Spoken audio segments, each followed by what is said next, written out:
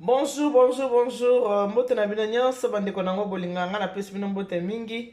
Bino bayeban so bosepelaka na mama Elia Nitu. Bino bosepelaka kotala émission na bino une femme à la maison. Na pesi bino mbote. Eh bon, j'espère que vous allez bien.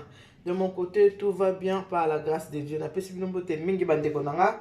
Lelo na kati ya makusa na ngai na émission na une femme à la maison.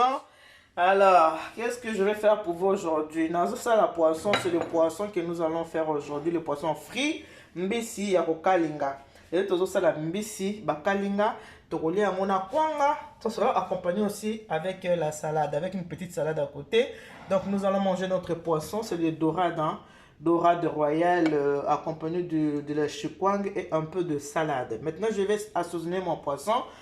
Je vais assaisonner mon poisson avec quoi? Mon poisson là, l'assaisonnement est déjà là, prête. Le marinade, c'est ça, j'ai déjà préparé. J'ai déjà préparé ça. Qu'est-ce que je préparais? Ce que vous voyez là, c'est du gingembre. Gingembre, tangawiz avec de l'ail. Gingembre, tangawiz, ail et le cube. Voilà. Le cube. L'ail et le gingembre. Avec le citron. Moment ni assaisonnement nga lelo yango wana nasali kaka ail, gingembre na citron. Yango nde eloko naza kosala nango poisson nanga ya lelo. Poisson nanga yango eza dorade. Il est là mon poisson.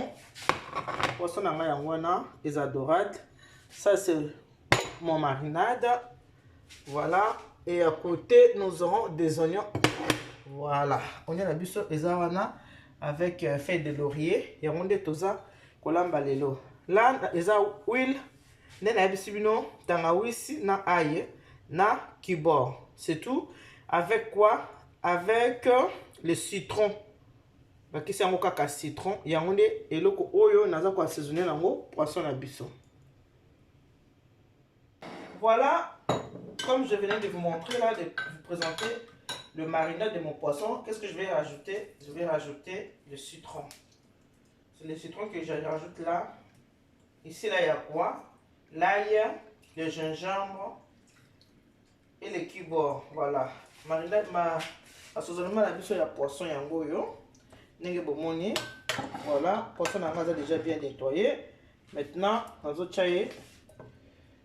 Nazuki ki bapota osko nazo tia marinade nanga nakati ya poisson.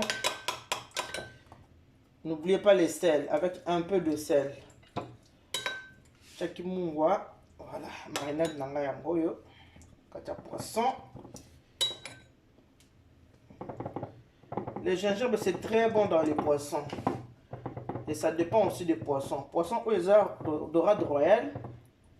Les poissons frais, il faut assaisonner bien et que vous avez un goût moko ya malamu pour na kolia.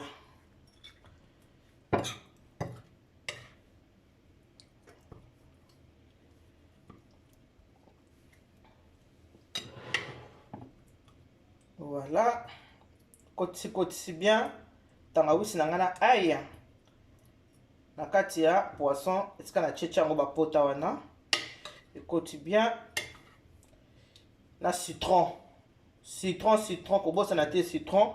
Ce que vous la poisson ya kokalinga kobosa na te ko chango citron pour faire ça vraiment goût na poisson. Kobosa na te ko cha citron na poisson kokalinga. Ce que ça ya kolamba ko cha te po mais et en tout cas ya kokalinga faut vraiment au cha citron pour poisson na ezala na goût ya kitoko. Kanisi bomoni marinade nanga yango wana, assaisonnement nanga yango wana. Je laisse au moins 5 minutes pour écouter mon assaisonnement bien. Entre temps, je passe à autre chose. Je vais déjà préparer la salade. Hein? On va préparer déjà salade. Na quoi ngane kolia mana poisson. Sans oublier que ce qu'on a la poisson ya kokalinga, il faut zana huile ebele.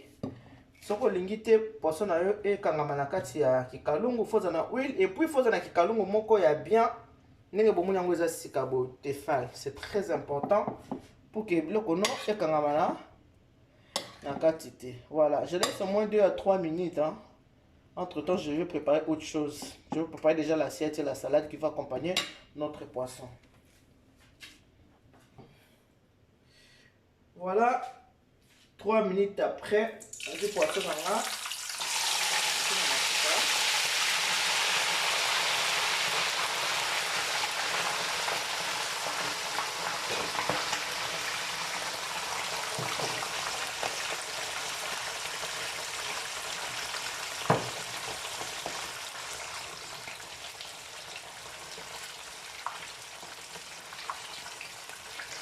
Voilà.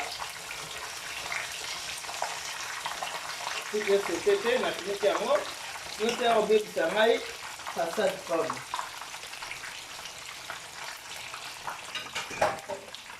Voilà, Miss Nara et moi, nous là.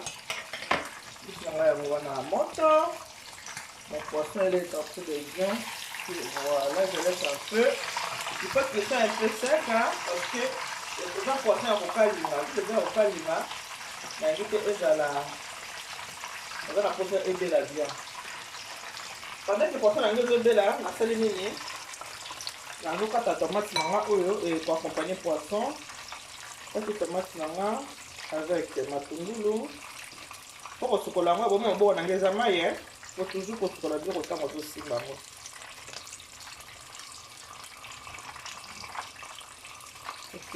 Tomate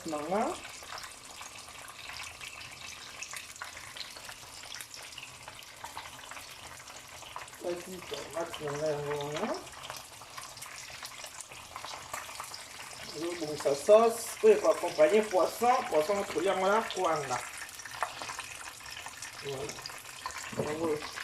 Et alors, je peux mettre du citron, mais moi je ne vais pas utiliser le citron parce que le citron j'avais déjà utilisé dans le poisson pour l'assaisonnement. Pour un bon goût, qu'est-ce que je fais? Je mets un peu de la vinaigrette. La vinaigrette. Ok. Vinaigrette.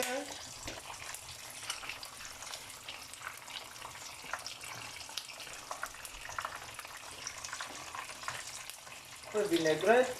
Je mets un peu d'huile d'olive. L'huile d'olive dans la Aïe. L'huile d'olive. Voilà.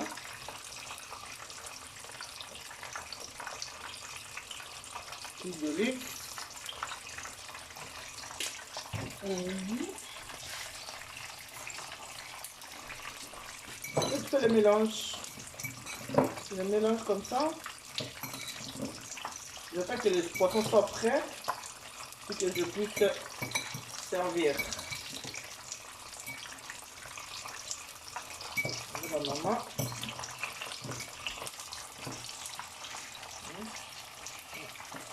On va accompagner le poisson là sur les lots et amour.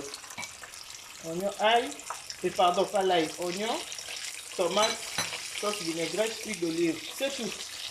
On fait la poisson, c'est la petite tourner en haut.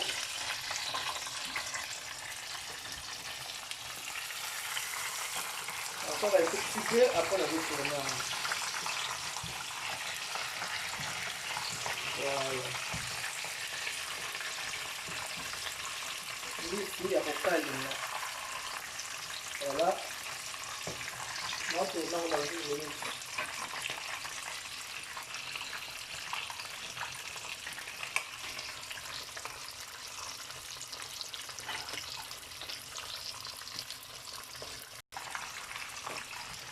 voilà. Côté honnête, c'est déjà prêt. Il faut toujours faire attention avec l'huile. Voilà.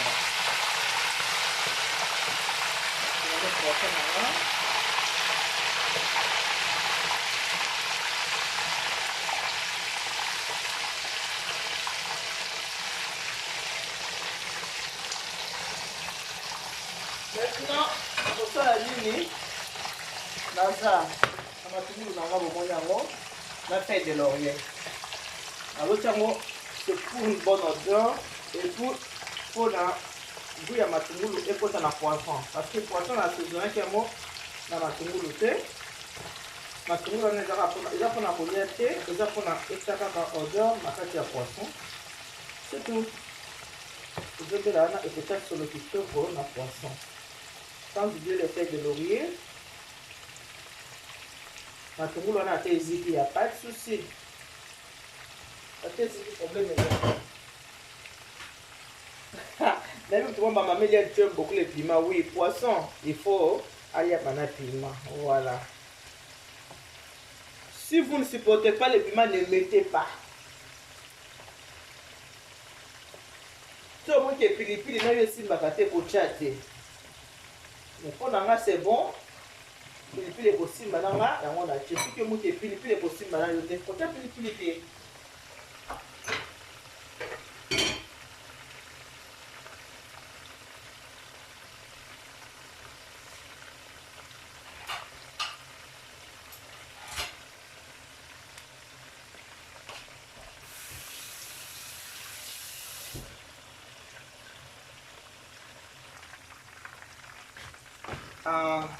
Bon, les poissons à biseau, il y a encore là, tu as ma pellicule à mon boyer, bien à poisson.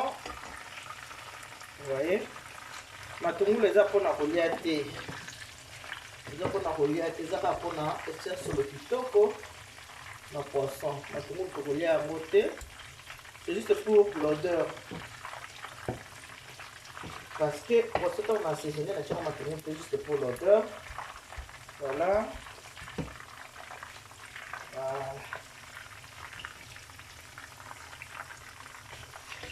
De l'autre côté, tout à la poisson.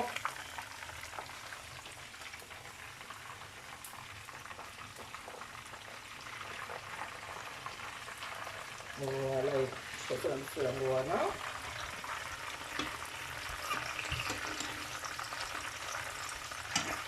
Notamment, mon alors, elle est ambitieux.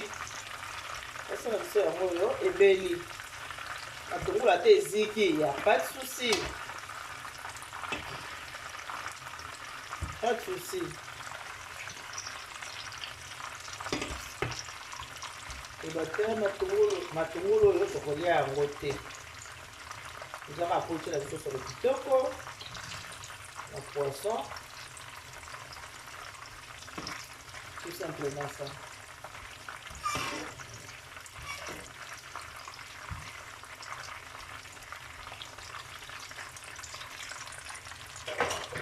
Maintenant, qu'est-ce que je vais faire? Je vais présenter mon poisson dans l'assiette.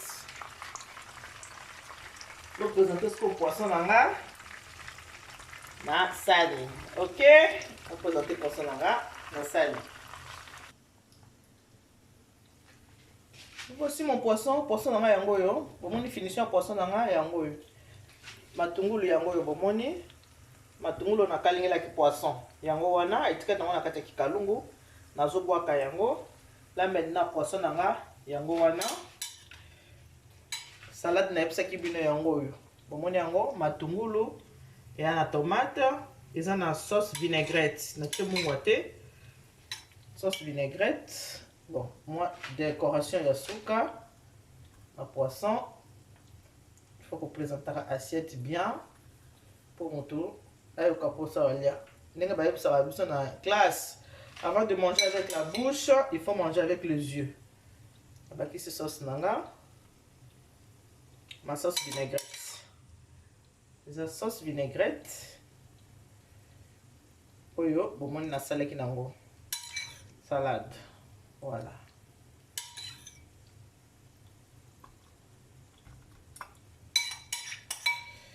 Voilà. La mamite de maman Eliane Nitu Nzungu ya maman Eliane Nitu. Mais pas monsieur, il y a les lois à moi. Pour toi, ça moi touche à sucre, ok, à sucre. Donc, ça moi huile d'olive. Moi touche à sucre, et ça huile d'olive.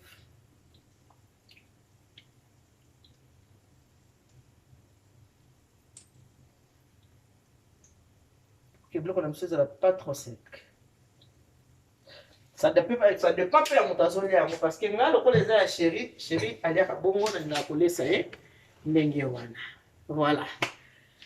Pour ça na biso ya wana, bomoni yango finition ndenge na sali yango finition nango. Yango wana biloko nyonso seki na kati na expliquer ki bino. Soko la ndipe vidéo malamu okomona explication nyonso surtout malamu Il y a poisson la biso, il y a les lots. C'est qui wabino maman il y a ni tout. Bien manger c'est le début du bonheur. Surtout ma maman et les ça c'est famille du cœur.